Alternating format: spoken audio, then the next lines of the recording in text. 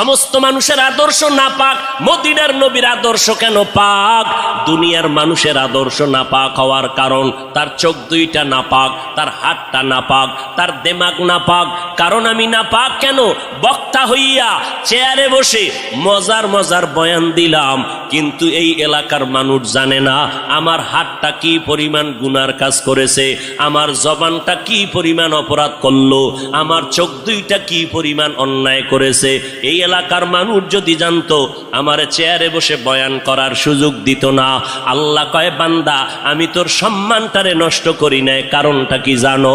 তুই বড় আলেম এই জন্য না, তোর বডির মধ্যে আছে পয়গম্বরের আদর্শ, আর তুই মুহাম্মদের উম্মত হওয়ার কারণে তোর ইজ্জত নষ্ট করি নাই। নষ্ট তো করি নাই, আমি আল্লাহ তোরে আবার ডাক দিলাম, তওবার দরজায় ঈশা যদি 2 ফোঁটা চোখের পানি ছেড়ে আমি আল্লাহকে একবার আল্লাহ বলে